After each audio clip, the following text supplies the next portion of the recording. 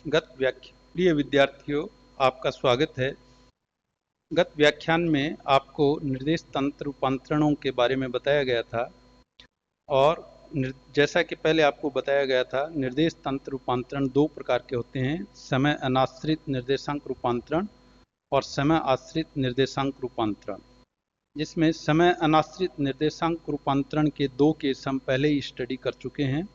तीसरा केस है अगर दो निर्देश तंत्र एक दूसरे के साथ किसी कोण से झुके हुए हों। तो इस पर आज का ये व्याख्यान होगा।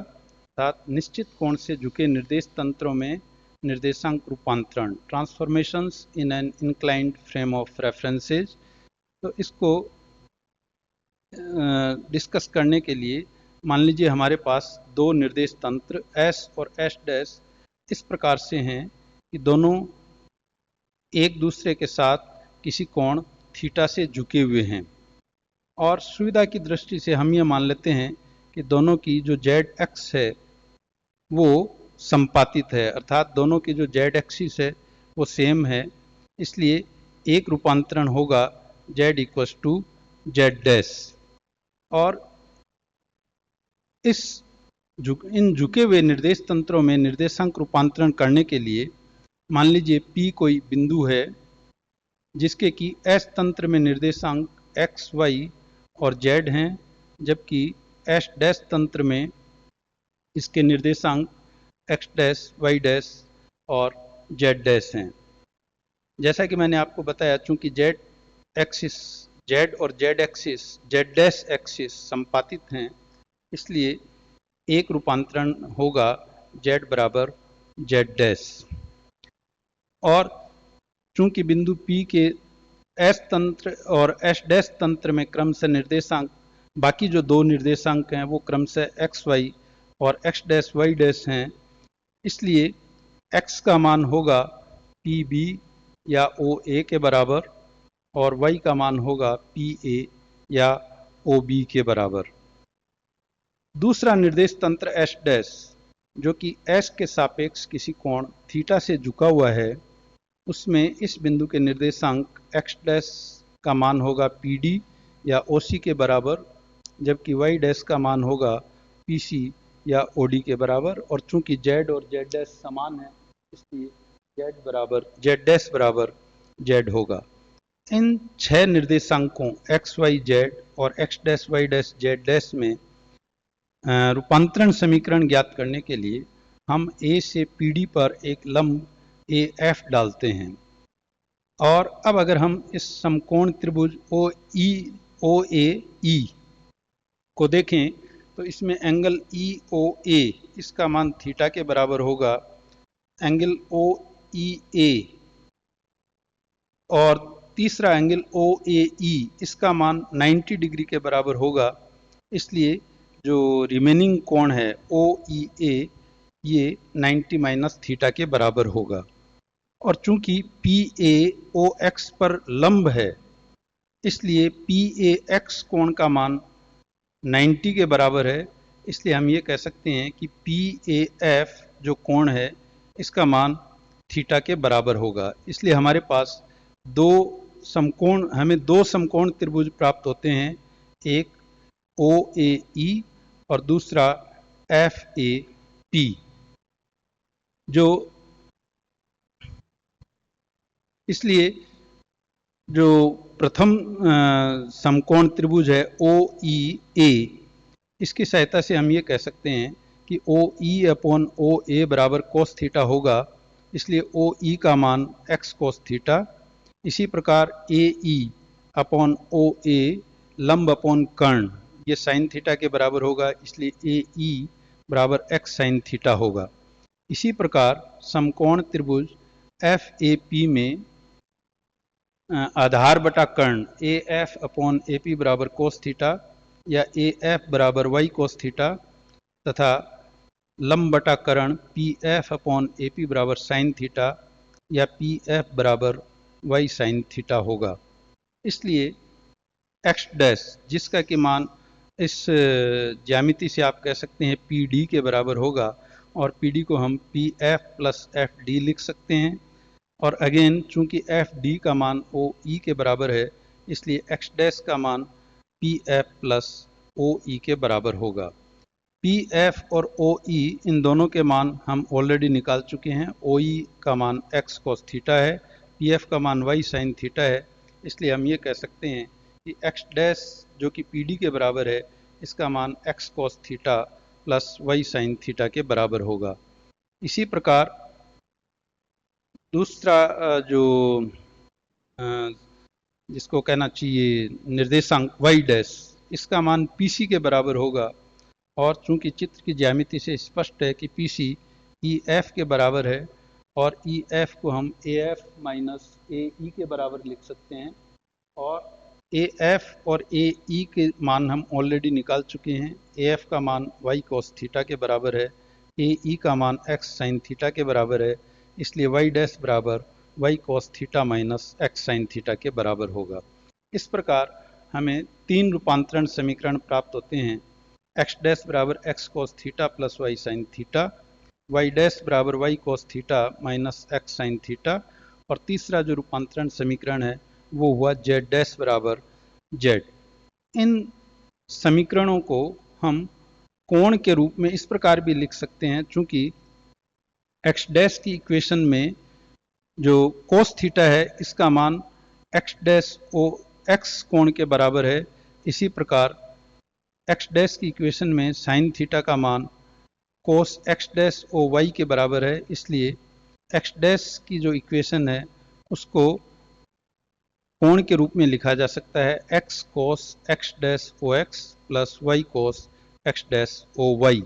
अर्थात यहाँ जो कोस थीटा है वो एक्स डैश का एक्स के साथ बनने वाले कोण का कोसाइन है, और साइन थीटा ये एक्स डैश एक्सिस का वाई के साथ बनने वाले कोण का कोसाइन है। इसी प्रकार वाई डैश को हम लिख सकते हैं एक्स कोस वाई डैश ओ x plus y cos y dash ओ वाई, जहाँ वाई डैश की इक्वेशन में कोस थीटा ये वाई डैश एक्सिस का एक्स के साथ बनने वाला कोण है, और sine theta minus sine theta ये y dash x y cos theta ये वाई डैश एक्सिस का वाई के साथ बनने वाला कोण है।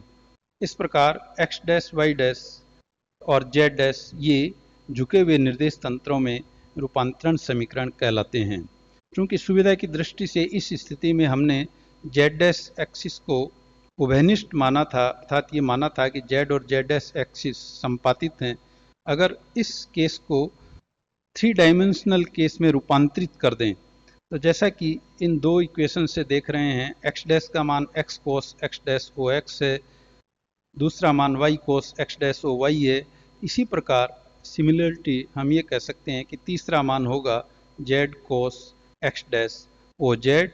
इसी प्रकार वाई डैश की इक्वेशन में वाई डैश का जो मान है वो एक्स कोस वाई डैश ओ x plus y cos y dash ओ y plus z cos z dash ओ जेड के बराबर होगा। यहाँ हम ये भी कह सकते हैं कि कोस एक्स डैश ओ एक्स ये एक्स डैश एक्सिस का एक्स के साथ बनने वाले कोण का डायरेक्ट कोसाइन है। इसको अगर हम A11 से रिप्रेजेंट करें, इसी प्रकार कोस एक्स डैश ओ वाई ये एक्स डैश एक्सिस का वाई के साथ बनने वाले कोण का डायरेक्ट कोसाइन है। इसको अगर हम A12 से इसको संकेतित करें, और cos x z cos x dash ओ जेड जिसमें एक्स डैश जो कि एक्स डैश का जेड एक्सिस के साथ बनने वाले कोण का डायरेक्ट कोसाइन है, इसको अगर हम A13 से रिप्रेजेंट करें, और इसी प्रकार वाई डैश और जेड डैश की इक्वेशन में जो डायरेक्ट कोसाइंस हैं उनको अगर हम क्रमशः A21 A22 A23, इसी प्रकार जेड डैश की जो समीकरण है उसमें डायरेक्ट कोसाइंस को क्रमशः A31 A32 A33 से रिप्रेजेंट करें, तो जो इक्वेशंस हैं वो रूपांतरित होंगी एक्स डैश बराबर A11x plus A12y plus A13z, Y dash बराबर A21x plus A22y plus A23z, और जेड डैश बराबर a31x plus a32y plus a33z। इन तीनों रूपांतरण समीकरणों को हम मैट्रिक्स फॉर्म में भी लिख सकते हैं, जहाँ x dash y dash z dash एक मैट्रिक्स होगा, a11 a12 a13 a21 a22 a23 a31 a32 a33 ये रूपांतरण समीकरण होगा, और एक्स वाई जेड ये तीसरा मैट्रिक्स होगा। तो इस प्रकार ये जो फॉर्म है ये मैट्रिक्स रूप में होगी, जहाँ पर a11 a12 a13 a21 a22 a23 a31 a32 और a33 ये जो मैट्रिक्स है ये डायरेक्ट कोसाइंस का 3/3 मैट्रिक्स या घूर्णन मैट्रिक्स कहलाता है। ये जो रूपांतरण हैं ये स्थिति के रूपांतरण समीकरण होंगे। अगर हम वेग के रूपांतरण समीकरण ज्ञात करना चाहें तो इन स्थिति रूपांतरण समीकरणों को अगर हम टाइम के रेस्पेक्ट में डिफ्रेंशिएट कर दें तो हमें वेग के रूपांतरण समीकरण प्राप्त होंगे, जिनका मान होगा वी एक्स डैश बराबर D x dash upon d T बराबर a11 dx upon d T plus a12 dy upon d T plus a13 dz upon d T, जहाँ dx upon d T dy upon d T और dz upon d T क्रमशः x, y और z अक्षों के अनुदेश कण के वेग हैं, जिनको हम vx, vy और vz लिख सकते हैं। इसलिए x अक्ष के अनुदेश वेग का जो रूपांतरण समीकरण है वो होगा vx डैश बराबर a11 vx plus a12 vy plus a13 vz। इसी प्रकार vy डैश और vz डैश के जो रूपांतरण समीकरण हैं वो होंगे a21 vx plus a22 vy plus a23 vz, और vz डैश बराबर a31 vx plus a32 vy plus a33 vz। यहाँ जो घूर्णन मैट्रिक्स है, चूँकि ये कॉन्स्टेंट्स का मैट्रिक्स है इसलिए ये स्थिर रहेगा, इसके समय के सापेक्ष जो अवकलन है वो नहीं होगा, और इस प्रकार हमें वेग के रूपांतरण समीकरण प्राप्त होंगे। इन वेग रूपांतरण समीकरणों से या स्थिति के जो रूपांतरण समीकरण हैं इनको पुनः अगर समय के सापेक्ष अवकलित कर दिया जाए तो हमें त्वरण के रूपांतरण समीकरण प्राप्त होंगे, और ये जो रूपांतरण समीकरण हैं वो हैं d two x dash upon d t square बराबर a11 d2 x upon d t square plus a12 d2 y upon d t square plus a13 d2 z upon d t square. इसी प्रकार हमें y dash और z dash अक्ष के अनुदिश जो त्वरण कण के त्वरण हैं उनका मान भी हम प्राप्त कर सकते हैं।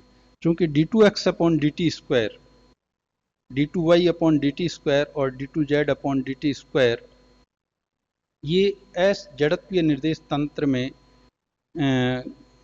चूँकि कण को हमने स्थिर माना है इसलिए इनके मान 0 होंगे, जिससे d2x dash upon d t square d2y dash upon d t square और d2z dash upon d t square के मान भी 0 होंगे। इस प्रकार जो घूर्णित निर्देश घूमे हुए निर्देश तंत्र हैं, इस एक निश्चित कोण से झुके हुए जो निर्देश तंत्र हैं वो भी जड़त्वीय होते हैं, और चूंकि ये रूपांतरण समीकरण समय का फलन नहीं है, समय पर आश्रित नहीं है, इसलिए ये जो निर्देशांक रूपांतरण है ये भी समय अनाश्रित रूपांतरण समीकरण होंगे। आपने व्याख्यान सुना, इसके लिए धन्यवाद। आज बस इतना ही।